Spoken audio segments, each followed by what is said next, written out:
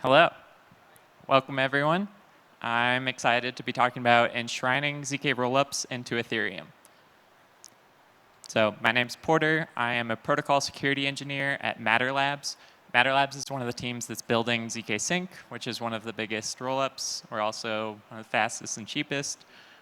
This talk is not too much about zkSync. It's more just about, in general, what is enshrinement and how does that affect the long-term future of zkRollups in particular. So this talk is based on a blog post by Vitalik that came out last year. Should Ethereum be okay with enshrining more things in the protocol? Now, I'm going to explain what enshrining means. It's kind of a big word. I'm also going to say that word like 50 times during this presentation. So here's the agenda: enshrining, de-enshrining, future. It'll be fun. I think it's a really cool topic. So what is enshrinement? It's a good place to start. Enshrinement is including something into Ethereum's core protocol. So there are lots of things that happen sort of in the ecosystem around Ethereum, the L2s, all the smart contracts, all the applications, and then there's some things that happen within Ethereum itself. And so the question is always like, what should be included into the Ethereum protocol itself, and then what should be left to like the smart contract layer, basically. So here's a joke from one of our head of education, Coogan, made this meme for me, so I think it fits well. If you love zkVM so much, why don't you just incorporate them directly onto the L1? Now, I do one caveat for this. Enshrinement's not just for rollups. I'm going to be talking about rollups because that's what I'm most interested in, but we could talk about enshrinement for any other like application pretty much in the entire space. So for instance, Uniswap.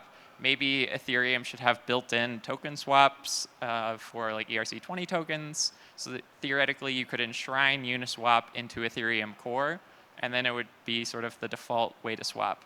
The same way for Ethereum name service, Tornado Cash, if you wanted to enshrine privacy and actually include privacy at the protocol layer of Ethereum. I'm not sure that one's going to happen, but it would be cool. Oracles are another good example of it would be nice if we could use the Ethereum validators themselves to sort of be the oracles, because we already trust the Ethereum validators, but we don't trust or I don't trust a lot of the oracle providers, liquid staking, etc. Anyways, today we'll just focus on enshrining layer 2s or rollups specifically. So first, background, how do L2s, rollups work without enshrinement? So this is the current state of things. This diagram kind of helps parse out some of the buzzwords. So you start as your user, and then making your way through, your transaction gets included into a block through the sequencer. There's an unverified block. That data is posted down to an Ethereum. And then for zkRollups, we prove everything with zero-knowledge proofs. The proof is also posted down to Ethereum, and given the data and the proof that it's valid, now this way Ethereum can keep track of everything that happens in the L2. So using the L2 is like the same security as Ethereum. So this is the picture that we're working with. You don't have to get too much into the whole top half of the picture. What's most important for enshrining is that the only thing that really needs to be on the layer 1 is posting some data and verifying a proof. Which is very, very minimal. And so if we want to include this, I'll go into more detail later, but if we want to include zkRollups into Ethereum, it would not take that much effort, because most of this still can happen at layer 2. Not that many changes would need to happen to Ethereum. Current situation, what happens if we need to update an L2? This is kind of the motivating problem for this. Ethereum makes changes every couple months. They're big upgrades. Similarly, L2s have their own upgrades. Occasionally it's security related, but sometimes we're just trying to keep like equivalent with Ethereum. And so if you need to be updating, you can't be using immutable smart contracts. So someone needs to be in charge of who updates the verifier on the L1. And so this is kind of the problem with the current model, is it's not the Ethereum validators, but if we enshrined, then the Ethereum validators would be able to update Ethereum itself and the L2 at the same time. It's kind of weird to have like separate update mechanisms. It's kind of messy. So in a little more detail, currently, we have Security Council and then multi-prover systems. These are kind of two ways to help control the update mechanism. So the multi-prover system is something that I'm actually very proud of. We have at zkSync, we are building a SGX trusted execution version of our zk proof system. So if there happened to be a bug in our zk proof, we would also do a completely separate implementation inside of SGX. And only when both agree can we actually move the L1 state forward. So this kind of gives us that added resiliency to our protocol, the same way that Ethereum Layer 1 has multiple different client implementations. The multi-prover is kind of the equivalent for zkRollups. Occasionally, though, we still need to do updates, like multi-prover. Both might need to be updated at the same time if we make some change to the protocol. And so the way it works is we have a security council. This 407 is a screenshot from Vitalik's blog. It's not details on how zkSync security council works. This is just a generic picture, so you can get the idea. But with enshrining, so a lot of people critique the security council because it's a little bit trusted. They get to upgrade the code. What if they upgrade it to something bad? And so even if you do like 4 out of 7, or say you do like, I don't know, 100 out of 150 people in the security council, like you have some crazy massive thing, like it's still hard to trust. It's still not as good trusting those like 150 people as it is just trusting the Ethereum core full nodes. So how do rollups work with enshrinement? So if we enshrine rollups, again, all we need to do is change this base layer down at the bottom. And pretty much you just need a verifier included natively into Ethereum. So that's it. It would be pretty nice. And then when we're making an update, it would just need to be made in each of the different like Ethereum client implementations, so Geth and Reth and all the others. And this way, like they would decide, hey, we're going to upgrade to 4844 at this time. And in the exact same like step, we're also going to upgrade zkSync's verifier contract to like match the 4844 changes. This way, we don't have to have like this separate security council come in and do the same upgrade at the same time. Cool. So that's kind of what is enshrinement and some basics. Here's like the common arguments against it. One, we want to keep Ethereum core simple. And to keep it simple, you don't want to include too many things into Ethereum core. So in that first list of all the different like protocols with privacy and liquid staking, and there's MEV stuff, like if you like start enshrining everything, then you end up with like a very large core protocol. And Vitalik talks about like Unix philosophies, like keep it very minimal, and then let the higher layers figure everything else out. Second point on why not enshrinement maybe is give more flexibility instead of having one enshrined option. I'll talk about this in a second, why I think this one's a little fake, and it's maybe people not quite understanding what's going on, but like there's lots of options whether something's included within the Ethereum core protocol or whether it's like done at the smart contract layer. In fact, giving developers, well, actually, I'll get to it in a second. I have critiques on all of these points.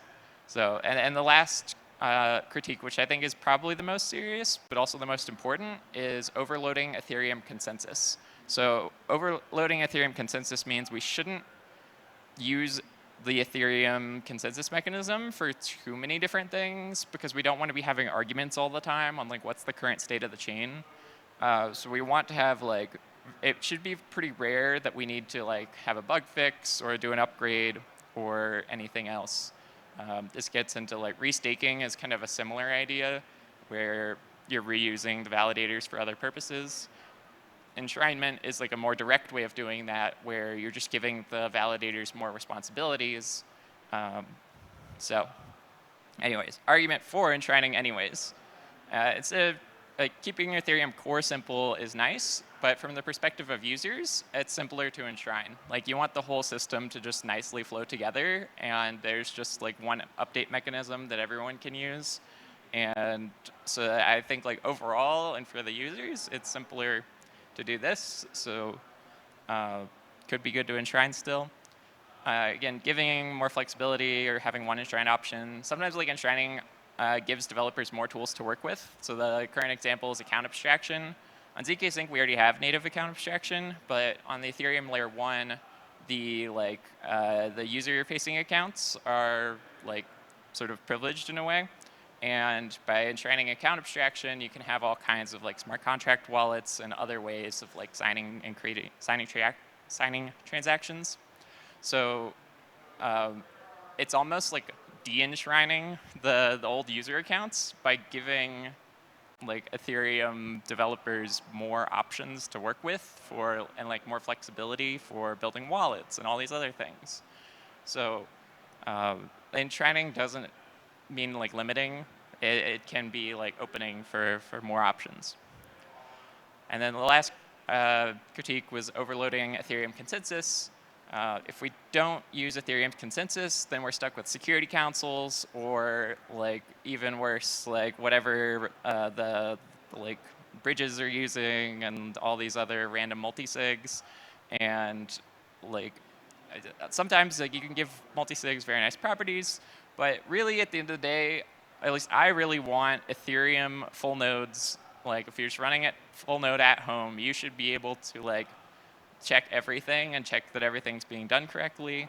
And I'm in favor of like in general giving the full nodes the power to do this. I think they're the most trusted group as opposed to any other like if every protocol has to make up their own group of like trusted people, it's kind of a mess. So zkRollups are well suited to being enshrined in particular. zkRollups are finalized as soon as that proof is verified by Ethereum. And the proofs are like relatively quite small. I mean, that's part of why zk proofs are succinct. It's a very cool property. So to enshrine zkRollups, we just need an enshrined verifier contract. And this could be like it could be a very neutral contract. So there's lots of different L2s and zkRollups, and we could all share like one zk verifier. Obviously, it has to be tied to like one zk proof system. I'm getting into some like the nuanced like implementation details here, but even if we pick one proof system, you can still like you can do a Stark proof and then wrap it down into a Snark proof, and so it's not too big of a problem as long as there's one available like enshrined zk verifier. All the rollups can use it. If you have like multiple hyperchains in the zk stack, for example, they could all use it at the same time. So you don't have to enshrine like 50 different verifiers for every single one of these chains or every single one of these projects. That's not how it needs to work. You really just need one verifier for every single zk rollup, and the world works and it's magical, and that's part of why zk proofs are amazing. Okay, so future of enshrining zk rollups. As much as possible, I think Ethereum validators should decide everything. And also, I think we should have more discussions about what should be enshrined. I think there's lots of room here for cool design. I think restaking is sort of taking the narrative over, but potentially, like if some protocol is like adding that much value to Ethereum and it's that important, that a lot of Ethereum validators are like restaking and users are using it and it's doing very well, I think at some point we should just enshrine things into Ethereum. We get better security properties. It's better for the users. There's a lot of like good benefits to enshrining things, and zk rollups in particular, I think, are very well suited, and I think it's the future of scaling. So I think it's very cool. But if you want to talk more, I think that's it. Thank you. I will be over at the booth, at the zk Quest booth. Happy to talk about this anytime, or if you want to know zk details or anything else. Thanks.